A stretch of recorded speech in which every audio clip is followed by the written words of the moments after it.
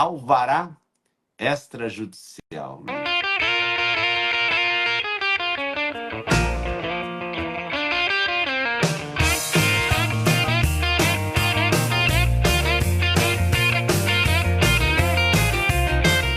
Como é que a gente pode vender um bem que está em nome do espólio hoje dentro da nossa atividade notarial e registral? Porque se eu fosse ao juízo, eu saberia, né? Eu peço, doutor, preciso vender o bem, pagar as contas, e o juiz tem poder de autorizar esse alvará.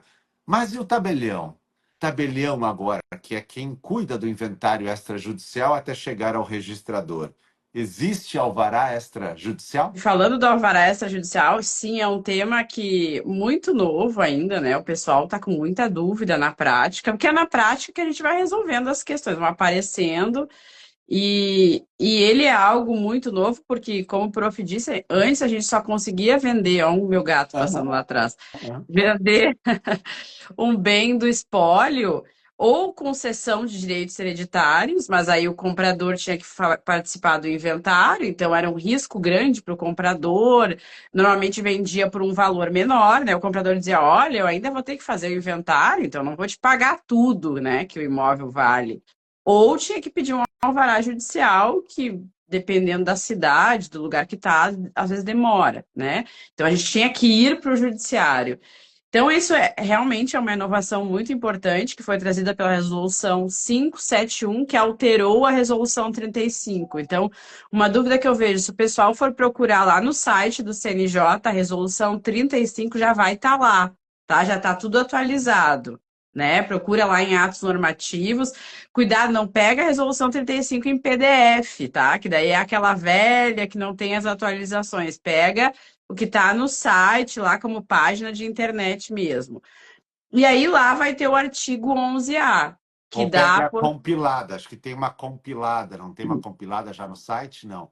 O CNJ sempre botava uma compilada ali. Se não tiver ainda, tem que pegar a que tu falou, toda ela do site.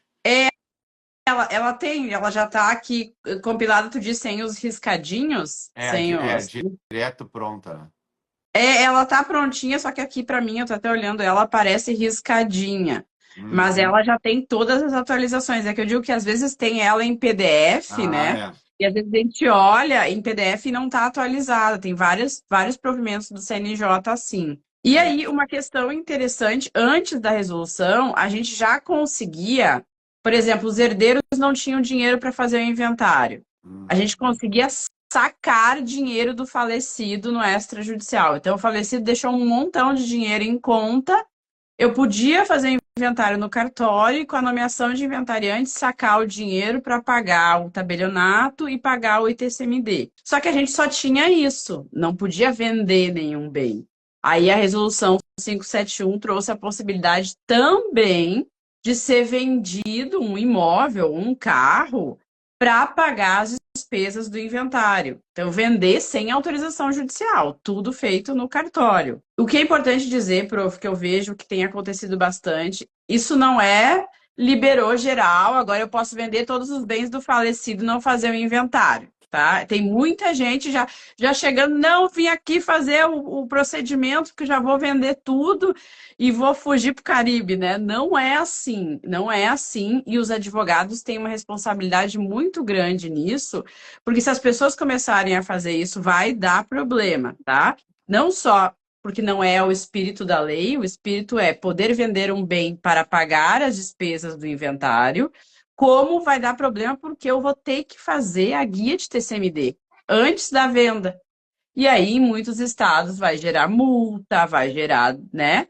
Depois eu posso, É isso. eu quero explicar assim o passo a passo, tá? Para Tá. entender por que que eu tô falando E isso. assim, é extremamente normal querer vender um bem. Por quê? Porque tem dívidas para pagar e porque todo mundo também quer pagar suas contas e aproveitar a hora que veio o patrimônio. Então, é extremamente natural que as pessoas, ao receberem o patrimônio pela CESINE, né, já são proprietários, mas tem que fazer o inventário, e aí o patrimônio tenha mais de um imóvel, mais de um carro. Então, vamos vender alguma coisa para acomodar. Ainda mais famílias que o pai ainda sustentava, que é muito comum, né? Ajudava. Então é extremamente normal. Primeira coisa, vamos vender algo para isso, né? Vender e pegar um pouco do dinheiro para organizar a casa. Então é algo que naturalmente vai chegar em todos os balcões de cartório do país. E já tem chego, já o pessoal já chega. Então, não é assim que funciona, né? Tem um passo a passo que vai começar, inclusive, com o encaminhamento do inventário. Por quê? Até o Itamar perguntou, os herdeiros todos têm que autorizar o inventariante, claro, o Itamar no extrajudicial só vai vender um bem se todos os herdeiros concordarem, né? No extrajudicial a gente trabalha com consenso. Então, se tiver um que não aceita, já não dá, já não vai conseguir fazer essa venda, né? Então, o primeiro passo, quando a gente olha o artigo 11A, a gente vai ter todos os requisitos que precisam ter na escritura, em que os herdeiros vão vir no cartório, os herdeiros vão lá no cartório e vão autorizar o inventariante, ou vão nomear ele naquele momento, ou ele já vai estar nomeado previamente, não tem problema, eu acho que pode ser feito das duas formas, mas eles vão autorizar o inventariante a vender determinado bem, tá? Só que para fazer essa escritura não é assim, a gente se reúne aqui, eu pego meu irmão, meu outro irmão, vou lá no cartório com o advogado e a gente faz essa escritura e vende o bem. Não é assim. Por quê? O artigo 11A, ele diz tudo que tem que constar nessa escritura.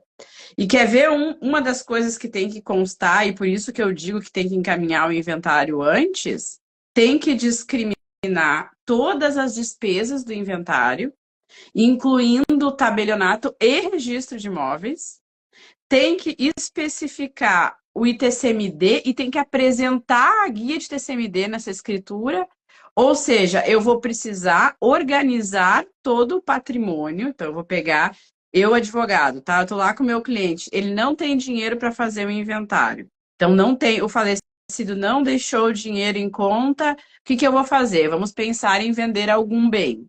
Tá, mas como é que a gente vai fazer isso? Primeiro lugar, eu tenho que achar um comprador. Primeiro lugar. Porque fazer Importante, todo. importante, É, importante. porque se eu fizer todos esses procedimentos, chegar lá na hora eu tiver que esperar para achar o comprador, a minha guia de TCMD pode gerar multa, tá? Porque aí eles não vão ter dinheiro para pagar, né? Então, primeiro acha o comprador, depois Esse vai TCMD é de todo o acervo. todo o acervo. Então, se são falecidos, deixou 5 imóveis, a gente quer vender um. A guia de TCMD que eu vou mencionar vai ser de todo o acervo, mesmo que eu esteja vendendo um bem só, que vai ter, claro, ITBI sobre ele. Isso, porque é justamente esse bem é para proporcionar o pagamento do ITCMD e do cartório para possibilitar o inventário. Então, sim, ele é referente a todo o ITCMD. Não, porque E, vai acontecer, eu posso pagar o ITCMD só desse aqui, depois eu. Vai acontecer, né? A gente sabe. Vai. E, inclusive, é importante dizer isso. Esse bem que vai ser vendido, o comprador vai pagar o ITBI, tudo bem, mas ele vai gerar ITCMD também, tá? Ele é fato gerador de TCMD, porque já ocorreu a transmissão para os herdeiros pela Que é o SAISINE, tá? ITCMD total. Todo o acervo tem o ITCMD, que a gente vai justificar isso por notário, que vai pagar o ITCMD do inventário, e quando fizer a escritura desse bem, mais o ITBI, porque ele é venda. Beleza. Isso. O bem tem que ter valor superior às guias e os emolumentos. Vai ter que ter para pagar tudo, justamente. Certíssimo. Talvez tenha que vender mais de um bem, né? Pode ser, não precisa ser. Inclusive, isso foi questionado, só pode vender um bem? Não. A quantidade de bens suficientes para cobrir aquelas despesas. Justamente por isso, prof, que a gente precisa saber quanto são as despesas do inventário. E se a gente não faz o encaminhamento do inventário, e olha só como vai ser sensível esse ponto para o tabelionato. Ele vai ter que fazer toda a minuta da escritura, porque vai ter que ver a forma de partilha para o registro de imóveis calcular os emolumentos, né? Porque a partilha influi no registro. Olha só, e essa autorização de venda do 11A, essa escritura em que eu autorizo o inventariante, além do ITCMD, além dos emolumentos de tabelionato, eu vou ter que especificar os emolumentos de todos os registros de imóveis envolvidos. Ou seja, eu vou ter que sair mandando, pedindo orçamento aí para o Prof. Salomão lá em Porto Alegre, que ele já vai ser o registrador, Deus né, Pai, Prof? ouça Deus. Ouviu, senhora? Ouviu o que ela falou? Ouviu? É. Ai, graças a Deus, estava na hora dessa audiência, né? Meu Deus do Nossa céu. senhora. É, Honorários do corretor de imóveis não consta ali, mas se um corretor que vendeu bem, acho que também, né, se for caso de pagamento de rateio, talvez tenha que botar, né? Então, todas as despesas que dizer imposto, honorário, emolumento notarial e registral, outras despesas devidas pela escritura de inventário. Tá. Tudo bota ali, apresenta orçamento por escrito para o notário ter isso na escritura. Ele vai discriminar também. vai, honorários advocatícios, inclusive. Dívidas, por exemplo, dívidas que obstam o inventário. Aqui no Rio Grande do Sul, a gente precisa das negativas para fazer o inventário. Então, o falecido tinha dívida de PVA. Já vai ter que incluir esse valor para ser pago também para possibilitar o inventário. Então, essas despesas e questões que a gente precisa para quitar, para possibilitar o inventário, né? Então, é bastante coisa, né, prof? É, é. É uma escritura que não é. Ela inicialmente ela apareceu assim: a pessoa ia chegar no tabelionato, os herdeiros iam autorizar o inventariante, estava tudo bem. Não, não é assim. Vai ter que organizar todo o inventário para depois fazer essa escritura, vender o bem, Porque pagar. eu vejo na internet, eu sou um cara que sou muito digital, né? Então eu estou sempre olhando tudo que está acontecendo, né? Então o pessoal fala que eu tenho um irmão gêmeo, mas eu estou sempre muito olhando tudo. E às vezes eu vejo assim, não, porque agora é só vender, tá autorizado vender bens no cartório. Muito fácil, inventário, não precisa mais judicial, como se fosse uma fórmula mágica, né? Mas não é tão fácil quanto a gente acha que é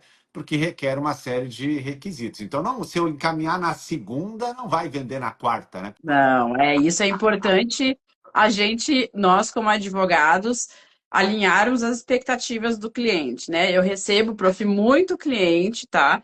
Decepcionado, porque assim, não adianta a gente tentar ganhar o cliente com promessa que a gente não vai cumprir, porque depois ele vai embora muito chateado, hein? E ainda sai falando mal da gente. Então, é Exatamente. melhor alinhar as expectativas, né? Ser verdadeiro. E porque eu recebo muito cliente, porque meu advogado me prometeu isso e não cumpriu, porque não poderia cumprir mesmo, né? Então, cuidado com isso. Então, alinha as expectativas do cliente. Primeiro tem que achar, acho que foi a Letícia que falou isso, acha um comprador. Porque tem estado que a guia vai até final do ano para pagar. Então é mais tranquilo. Tem estado que é um mês para pagar, 30 dias. Então, já pensou se tu tá com aquela guia de TCMD na mão lá, caminhou o inventário, tá com a guia na mão e não achou o comprador, né? Então e é bom, assim, penso eu, para a gente ter o cuidado de amarrar o negócio, de repente faz primeiro um contrato particular com o comprador, já coloca tudo isso, Uhum, né? Já, uhum. já faz essas previsões direitinho e depois regulariza, então, com a venda antecipada, mostrando. Será que eu posso colocar, prof, uma despesa de regularização do imóvel? Por exemplo, o imóvel tem uma, sei lá, uma diferença de área, o imóvel ainda não está corretamente averbado à construção, porque é normal. Né? Está no inventário o terreno, mas não está averbada a construção. Para averbar a construção, tem que recolher o INSS da obra. Mais alguma coisa na prefeitura. Será que eu poderia colocar essa despesa também junto? As dívidas eu falei que eu entendo porque é uma questão, por exemplo, no Rio Grande do Sul, que obsta ao inventário. Às vezes a regularização não necessariamente, né? Às vezes a regularização de construção não obsta o inventário, porque olha o que diz o texto: discriminação das despesas do inventário com pagamento dos impostos de transmissão, honorários, emolumentos e outros tributos e despesas devidos pela lavratura da escritura de inventário. Então, eu acho assim, eu não vejo por que a gente obstar isso, até porque, deixa eu falar para vocês um outro artigo que mudou, que é interessante mencionar, que a gente talvez possa usar para justificar essa utilização E na talvez o regularização. tabelião diga, eu não posso fazer a compra e venda porque não está averbada a construção. Apesar de que E na guia de TCMD tem a cobrança sobre a construção. Então, faltaria averbar. Então, daí eu teria esse motivo para justificar a regularização da construção para que saia a escritura de compra e venda. Porque às vezes acontece em alguns cartórios, eu sempre falo em alguns cartórios, né? Que eu vou fazer uma compra e venda e não está averbada a casa. Mas aí na guia do ITBI sai a casa. Aí o tabelião Sim. diz, ó, não posso fazer a tua escritura se tu não regularizar, né? Eu já vi tabelião colocando a compra e venda e começando assim, ó, com uma casa não averbada. Né? O É, registrador dá pulo dessa altura, né, Bárbara? dá, Porque ele quer que a dá, venda dá, aconteça. dá sim. Tem gente que coloca, mas eu até sou a favor de manter o que está na matrícula. Pago o tributo de tudo, mas manter o que está na matrícula. Mas então, olha, mudou uma coisa também. Antes a gente conseguia sacar dinheiro para pagar do falecido, tá? Sacar dinheiro do falecido para pagar o imposto e emolumentos do inventário. Agora eles mudaram o texto para dizer o pagamento das suas despesas do inventário, despesas do inventário. Então, talvez unindo esses dois artigos, a gente poderia pensar que sim, que sendo um requisito que o comprador pede, poderia utilizar esse valor para regularizar o imóvel, né? Também. Uhum. Colocar a Também acho. regularização do imóvel aí Acho que junto. dá para tentar justificar, Dá, porque acho que é uma dá. questão de explicar para o tabelião, dizer, olha, nós não vamos conseguir fazer se a gente não regularizar essa obra, então vamos botar aqui a despesa dessa obra também. Exato, exato. São despesas que, se obstarem o inventário ou a compra e venda, acho que a gente consegue justificar mesmo, Uhum. né? Concordo. Usando esses dois artigos, o 11, parágrafo 2º, e o 11A, que tem todos os requisitos, tá? Ok. É muito interessante isso, gente, porque o que que acontece? O artigo 11, quando ele falava, o parágrafo 2º, que só podia sacar dinheiro do falecido para pagar o imposto e emolumentos, ele limitava muito, inclusive dívidas do falecido. Agora, no parágrafo 2º, quando ele fala pagamento das suas despesas, ampliou o leque, né? Então, para mim, aí no pagamento das suas despesas, pode sim estar incluído dívidas fiscais, regularização de imóvel. Por isso que eu digo que a gente tem que utilizar os dois artigos combinados, tá? Perfeito. Muito bem. Se tiver menores no inventário, pode também vender? Conseguir esse alvará? Então, olha, essa questão aí, eu entendo que não, tá? Acho que a maioria entende que não, porque tem ali na parte dos menores que os bens do menor não pode. Quando tu vai fazer um inventário com menor de idade ou incapaz, tem assim que os bens do menor ou do incapaz não podem ser feita disposição em relação a eles, nem cessão de direitos hereditários, nem venda. Só que tem uma corrente. Então, eu entendo que não dá para fazer venda antecipada com menores, tá? Tanto que quando a gente vai fazer venda, por exemplo, de um imóvel de um menor, a gente precisa de autorização judicial, né? Isso não mudou, a gente continua. Só que tem uma parcela de pessoas que entendem que tu não está vendendo um bem do menor, tu está vendendo um bem do espólio. Eu acho perigoso a gente ir por essa linha, Eu porque, gosto, primeiro, pelo princípio eu da gosto, eu gosto da criatividade do brasileiro. Eu adoro. Pois é. Só que, na verdade, o que é o espólio, né? É uma figura, uma ficção jurídica, e de quem é de fato esse bem pelo princípio da Saizine? É do menor já. A gente sabe disso, né? Que já passou automaticamente com a morte, né? O patrimônio ele não fica voando. Tanto que eu, como herdeiro, posso entrar com reintegração de posse. Então, o bem já passou para a esfera patrimonial do menor, só não foi formalizada a partilha e o inventário. Então, eu entendo que não, tá? Mas eu saliento que existe uma corrente que entende que sim. Ok, tá ressalvado. Até vou pegar aqui minhas anotações enquanto tu fala aí para eu ver, né? Mas bens móveis e imóveis consideram-se imóveis.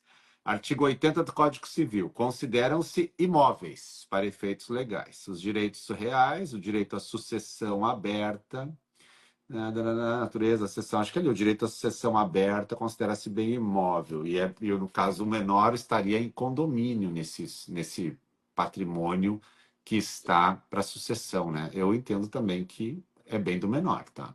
Não... Tem alguém que diz assim, mas o menor também tem a obrigação de pagar as despesas, porque ele também é herdeiro, sim, mas se a gente for se for pela linha de que qualquer bem do menor para ser disposto precisa de uma autorização judicial, eu fico preocupada porque a gente tem que pensar assim, não corre prescrição contra menor, né? E se esse menor no futuro quiser contestar isso, porque uma questão importante, a gente consegue fazer inventário em cartório hoje com o menor, mas ele vai receber o quinhão dele em cada um dos bens, ou seja, não tem prejuízo absolutamente nenhum para ele, porque ele vai receber direitinho cada pedacinho dele em cada um dos bens, então não tem o que ele reclamar depois. Agora, se vender um bem, eu não sei, eu não acho possível, mas como tem uma corrente aí que levanta É, que sim, né?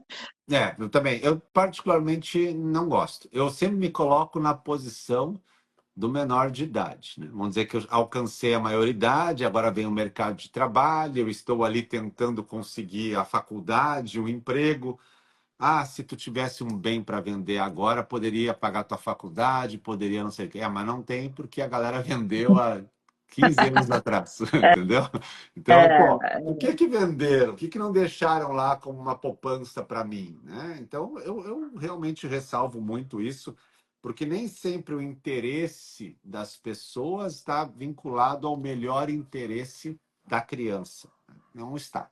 É, Então, e como é que a gente escolhe? Quem escolhe qual bem vai ser vendido? São os é, herdeiros, né? Então Para não tem. isso existe o juiz e o Ministério Público, para proteger os menores. Não que a gente não proteja dentro dos nossos atos, né? O advogado, o tabelião, o registrador, mas é algo muito delicado. Não tem, ainda não estamos maduros o suficiente no sistema para isso. Pronto, falei. Ainda não estamos todos maduros para isso no sistema. Pronto, falei.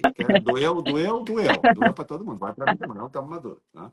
Deixa passar mais um pouco. O Carlos fez uma pergunta interessante. O que será partilhado após a venda agora fugiu aqui. O valor produto da venda ou bem. Carlos, esse bem vendido não vai à partilha, tá? A gente pode pensar em incluir, sobrou dinheiro da venda, só menciona na partilha que vai dividir igualmente entre os herdeiros, tá? Porque vai ter que dividir igualmente, porque senão vai dar diferença lá do TCMD, tá? Mas ele tem dito isso, ó. O bem alienado, lá no parágrafo 3º do 11A, será relacionado no acervo hereditário para fins de apuração de emolumentos, cálculo de quinhões, apuração de imposto, mas não será objeto de partilha, o bem, tá? Mas eventual crédito que sobra, eu acho que é interessante. Usou o bem valia 100 mil, usou 70 para pagar, esses 30 mil vão ser redistribuídos igualmente entre os herdeiros ali, né? Sobre venda ainda de bens de menores, nós temos no Brasil uma mentalidade de que quando existe uma exceção, pode. Pode no sentido assim, a exceção parece que vira a regra, né? Então, trazer para o sistema a venda de bens de menores pode ser uma exceção que vá se adotar, né? E às vezes a pessoa diz, não, porque o representante legal, ele sabe mais. A gente vê como é hoje os idosos, né? Muitas vezes os idosos, eles são impedidos de vender quando estão com alguma doença, né? Limitações, estatuto do idoso, e a família às vezes quer vender, precisa toda uma, uma delicadeza para isso, porque a gente sabe que o idoso também é mais vulnerável. E a gente já viu vários casos de venda de que o idoso doa para o filho e o filho vende o patrimônio, né? Não colocou uma cláusula reservando ali. A gente sabe que existem problemas também nas duas pontas, no idoso e na criança. Então tem que ter cuidado para amadurecer. Mas aqueles que dizem assim, pode vender, eu vou dar uma ideia. Eu vou dar uma ideia, vou dar uma ideia. Deixa o teu patrimônio em garantia até o menor fazer a maioridade. Né? Tem uma ideia boa, né? Não pode vender. Então você quer vender o patrimônio do menor? Então deixa o teu patrimônio pessoal em garantia até o menor completar 18 anos e concordar que não teve nenhum problema. Pronto, né? Seja você, qualquer profissional que está aqui, né? Porque se der um problema depois, vai estourar sempre no tabelião e no registrador essa história. Então, eu vou tornar solidária essa responsabilidade de quem quer vender. Bota teu patrimônio pessoal em garantia. Se não tem problema, não vai ter problema, não é, Carol? Exatamente. Se não tem problema, não vai ter problema. E Vai ter falando em problema. garantia. Eu acho complicado, assim, porque eu acho que vai ter. Existe uma regulamentação legal da venda de bens do menor precisar passar pelo judiciário justamente por causa disso, né? E dos incapazes também, que estão sob curatela, né? Não dá nem para um incapaz receber uma doação sem, por exemplo, ele ter uma autorização judicial, né? O incapaz, digo incapaz sob curatela, né? Mas falando em garantia, tem mais um detalhe dessa escritura, né? De autorização do inventariante. Não é só isso, né? O inventariante tem que prestar uma garantia, né? Real, né? Aí vinculada a um bem, que ele dá um bem dele em garantia, ou uma fidejussória, por exemplo, uma fiança, né? E essa garantia é para quê? A interpretação que eu faço é para o inventariante não pegar o dinheiro e fugir para o Caribe. Eu adoro o Caribe, então eu fico falando, né? Fugir para o Caribe e não pagar nada. Então é uma garantia. Até o prof que fez essa pergunta, né? Quem são os credores da garantia? Os herdeiros. É justamente para ele não fugir. Então, essa garantia que é um tendão de Aquiles, assim, hoje, eu acho, nessa venda antecipada, porque ela pode custar cara, né? Custar cara e a pessoa já não tem dinheiro, e aí isso. O Rio de Janeiro tinha uma forma diferente que eu achava interessante de fazer. O Rio de Janeiro já tinha venda antecipada de bens do espólio, tá? Antes da resolução do CNJ.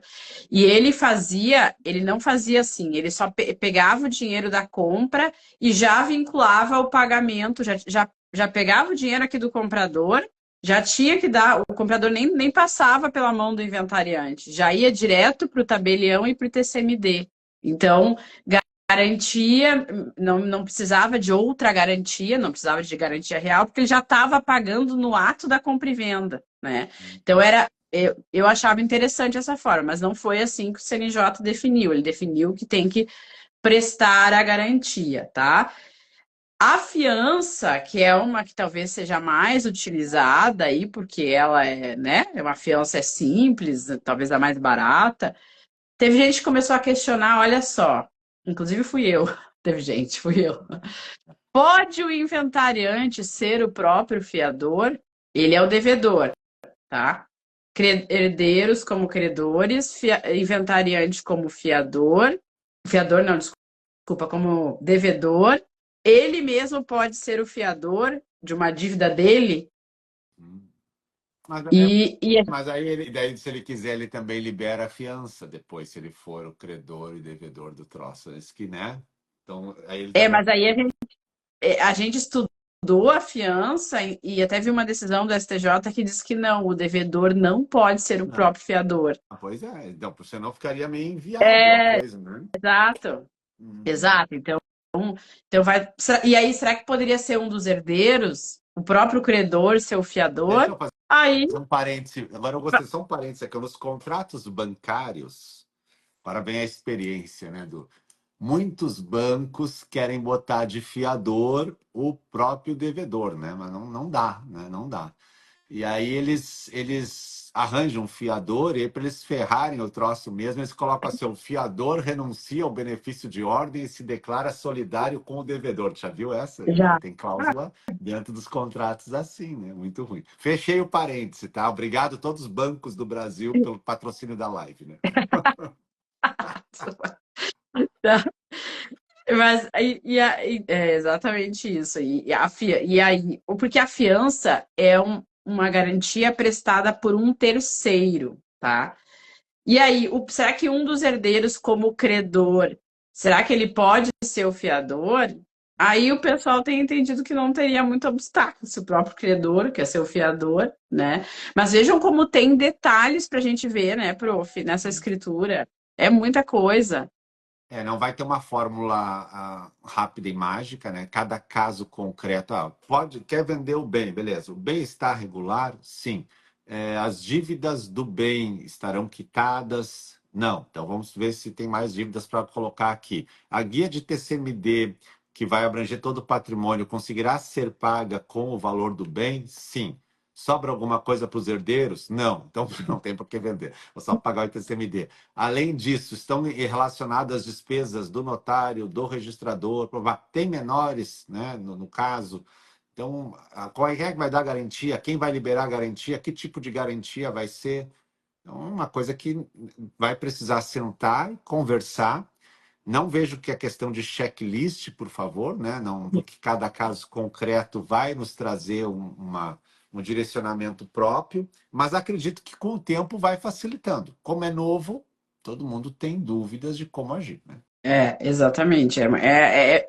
Vai surgir, vão surgir muitas outras questões na prática. Como surgiu, quando surgiu lá em 2007 a 11441 dos inventários, foi um furdunço, né? Então, até estabilizar isso é complicado, demora, né?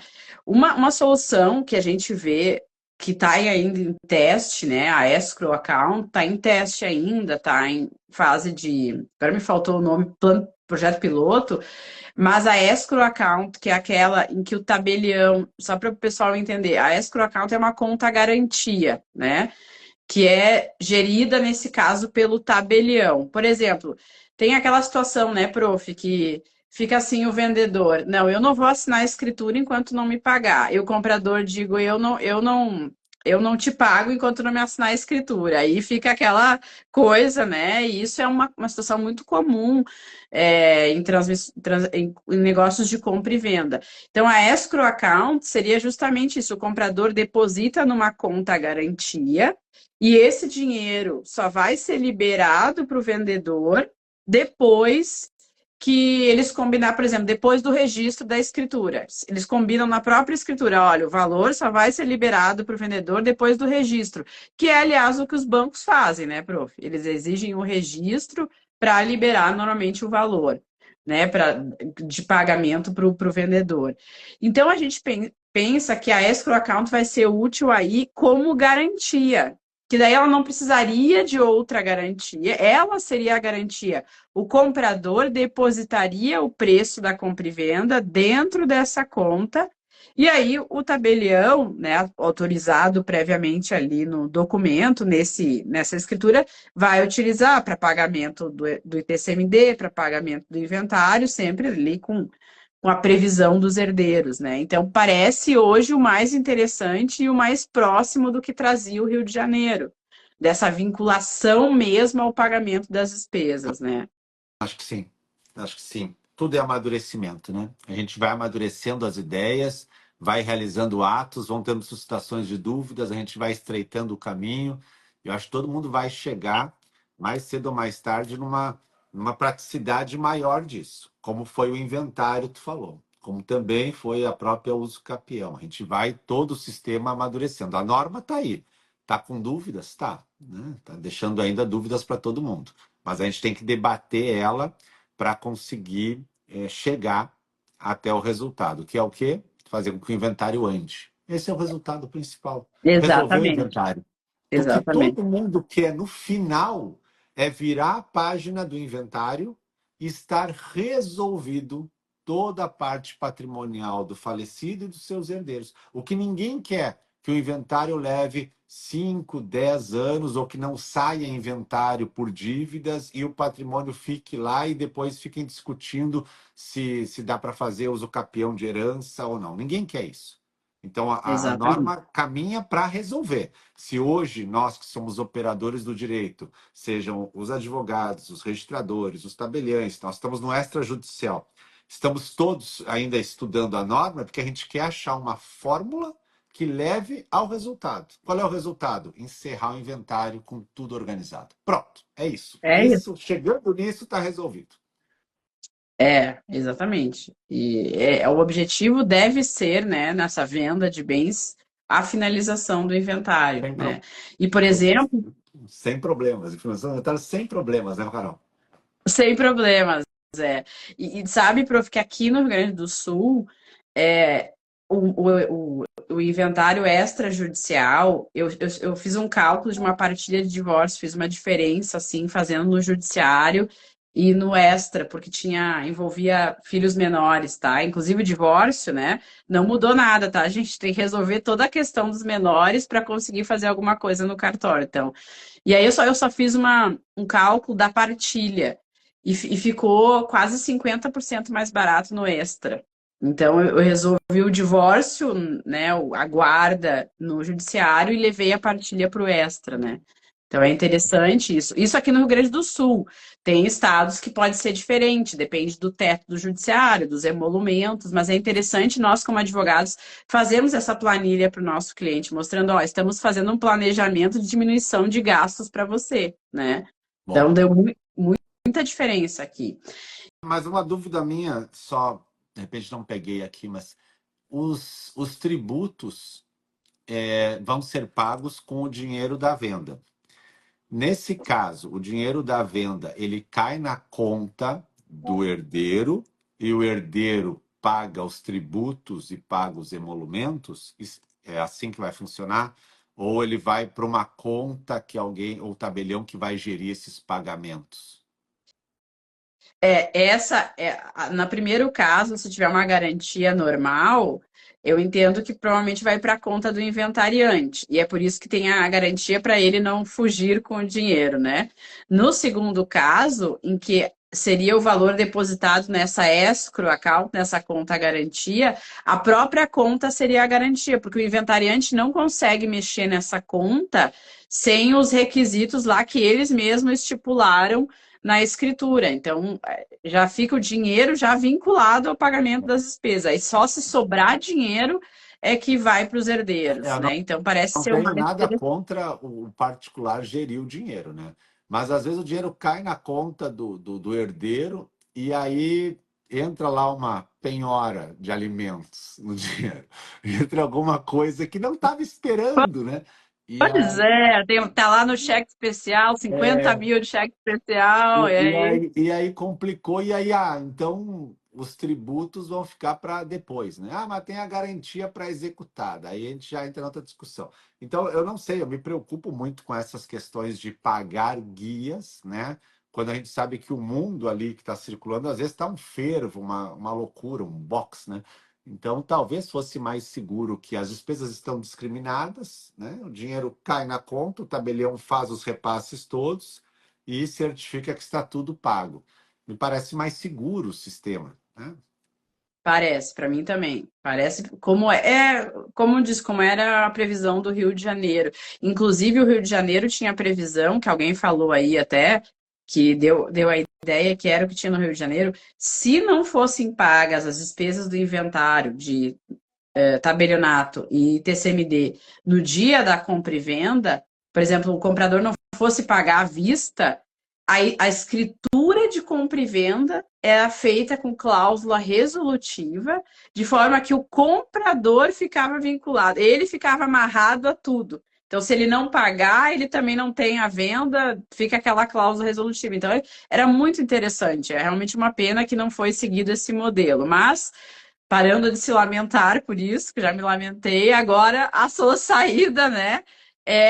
Como o prof disse, a escrow account parece ser a saída que é mais interessante hoje, eu vejo, né? Também. De garantir para todo mundo uma garantia, garantia mesmo.